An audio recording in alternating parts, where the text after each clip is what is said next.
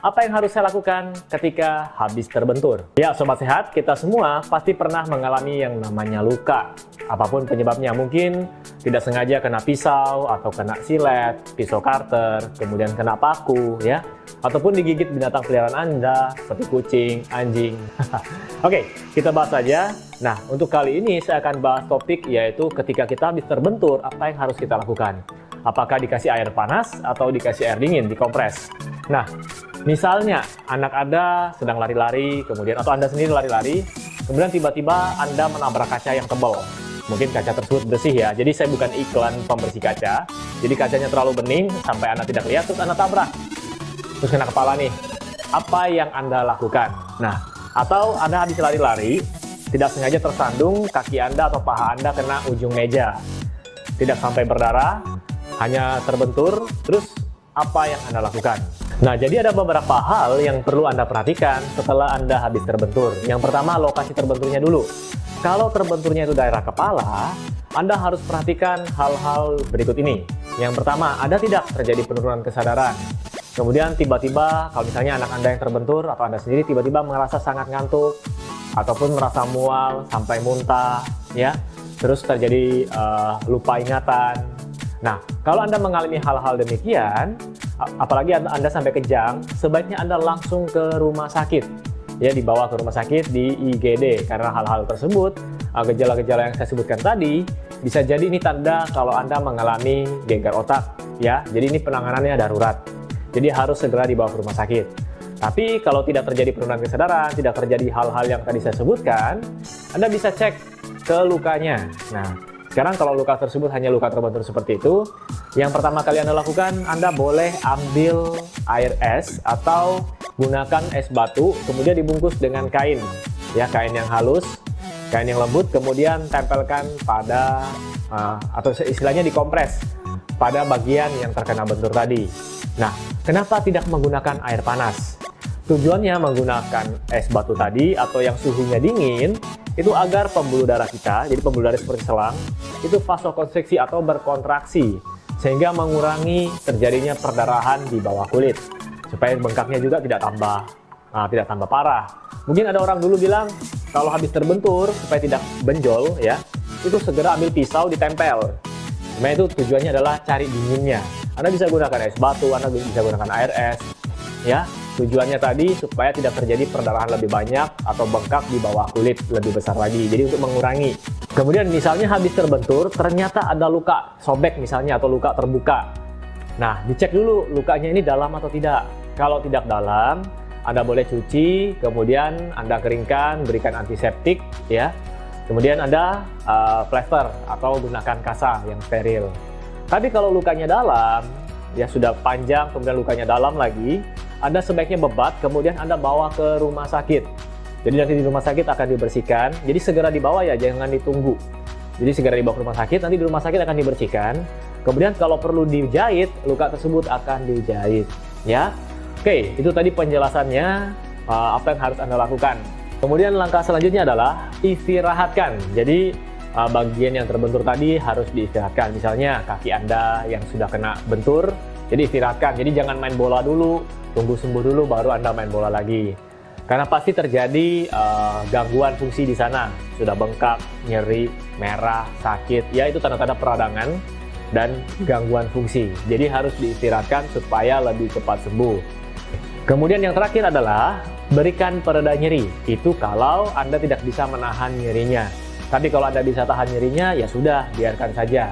Jadi nanti dengan makan yang bergizi, makan makanan Anda, itu akan memberikan nutrisi pada luka Anda, akhirnya luka Anda akan cepat sembuh.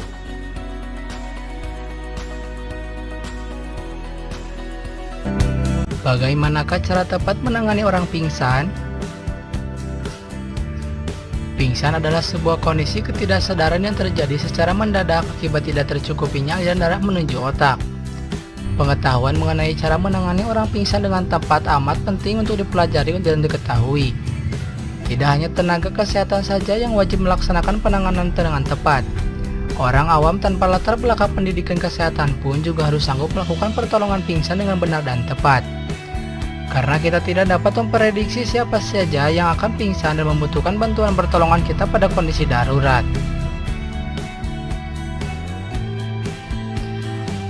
Berikut adalah cara tepat menangani orang pingsan. Yang pertama, pindahkan dan carilah lokasi yang aman untuk memulai tindakan pertolongan pertama.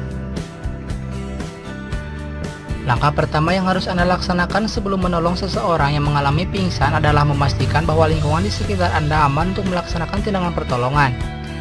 Bila perlu, selalu bawa alat pelindung diri lengkap kemanapun Anda berada. Alat pelindungan diri minimal adalah sarung tangan, masker, dan kotak kecil P3K yang lengkap isinya dengan antiseptik serta beberapa obat-obatan dasar. 2. Perhatikan jalan nafas. Langkah kedua ketika Anda melihat terdapat teman atau seseorang yang pingsan di dekat Anda adalah perhatikan jalan nafasnya. Dengarkan dengan seksama apakah ada hembusan angin yang keluar dari mulut atau hidungnya. Hal ini dilakukan dengan mendekatkan telinga Anda ke dekat mulut pasien, sambil melihat pergerakan dada. Bila Anda tidak dapat merasakan atau mendengarkan Anda hembusan napas yang keluar dari mulut atau hidungnya, berarti dicurigai terjadinya sumbatan pada jalan nafasnya.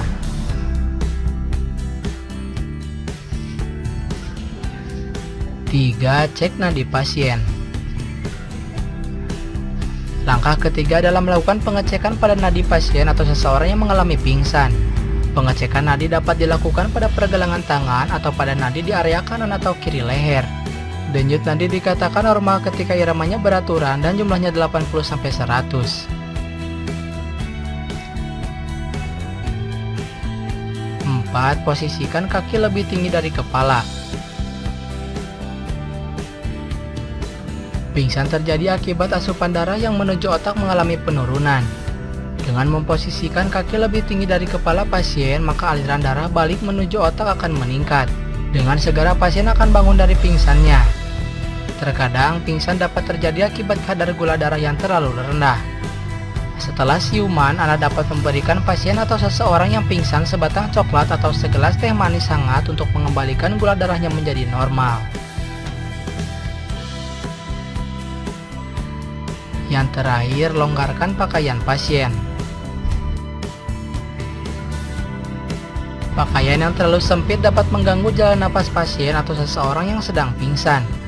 Longgarkan pakaian pasien yang terlalu ketat seperti kancing pada daerah leher, sabuk pada perut, dan biasanya pada pasien wanita adalah bra yang terlalu ketat. Tunggu dan dampingi hingga pasien siuman.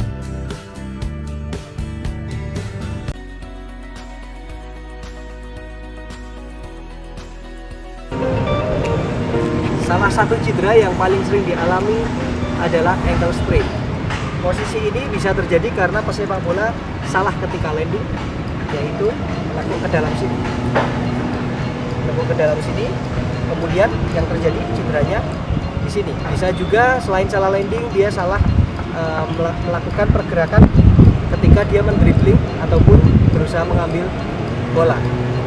Ankle sprain lateral atau arah samping terjadi 90% kasus cedera ankle, sehingga yang akan kita lakukan adalah rise.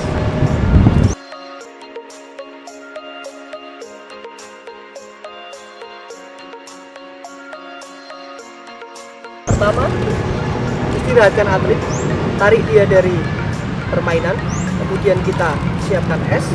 Es yang disiapkan bisa berupa seperti ini, ataupun bisa menggunakan handuk tipis yang dibasahin air, diperas, kemudian esnya dimasukkan di dalam handuk, kemudian kita ikat. Ini yang akan kita contohkan adalah dengan es seperti ini. Kita tempelkan pada bagian yang cedera, kemudian kita lakukan compression, salah satunya dengan plastik sling, atau bisa juga digunakan dengan beban elastik verband. Yang akan kita contohkan adalah dengan plastik sling.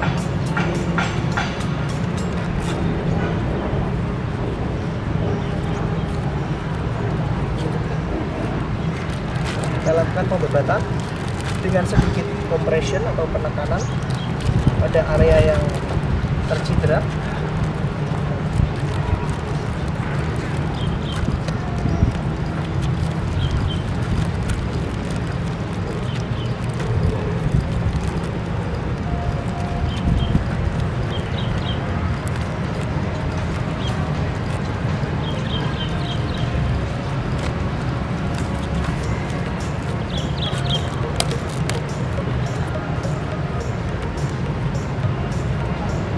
Ya, setelah kita lakukan wrapping, maka kita sudah istirahatkan, rest, kita sudah icing atau kompres es, kemudian kita berikan compression sedikit. Kemudian yang terakhir kita lakukan adalah elevation. Tinggikan kira-kira 30 derajat, 25 sampai 30 derajat, dan kita tunggu atlet ini boleh diberikan minum atau dia beristirahat. Kita lakukan kompres es ini selama 15 menit. Lakukan pengulangan kompres es 4 sampai 6 kali, 15 sampai 20 menit setiap hari selama 3 hari pertama untuk mengurangi bengkak dan mengendalikan radang yang ada pada fase akut cedera.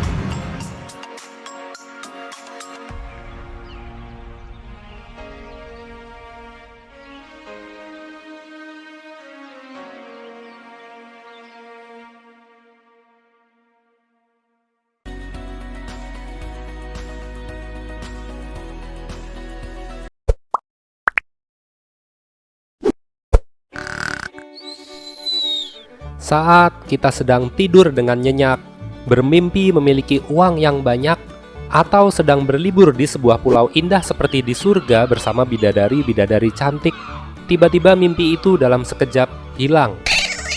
Karena kita dibangunkan oleh rasa kejang di otot kaki.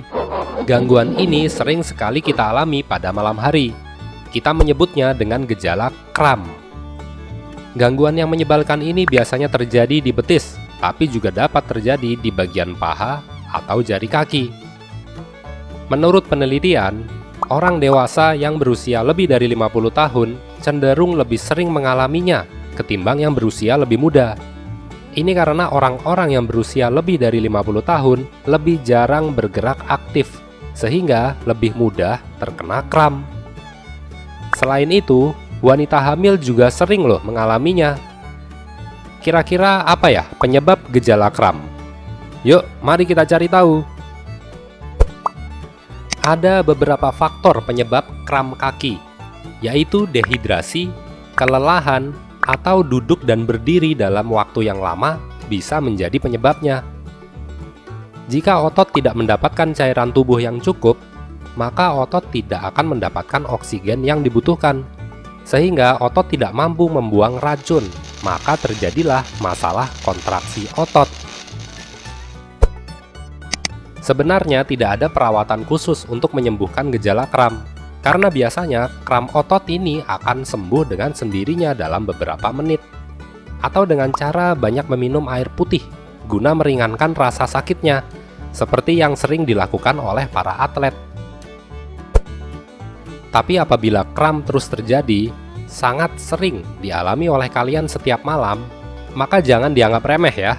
Kalian harus segera konsultasikan pada dokter. Lalu bagaimana caranya agar kita dapat mencegah gejala kram? Tidak ada cara yang khusus, tapi kalian harus lebih sering beraktivitas atau lebih sering bergerak. Jangan duduk terlalu lama atau berdiri terlalu lama. Lalu perbanyak minum air putih dan banyak mengkonsumsi makanan yang kaya akan magnesium. Maksudnya makanan seperti kacang-kacangan atau biji-bijian. Jadi begitulah penyebab gejala kram serta bagaimana cara pencegahannya. Semoga informasi ini bermanfaat dan dapat menambah pengetahuan kalian.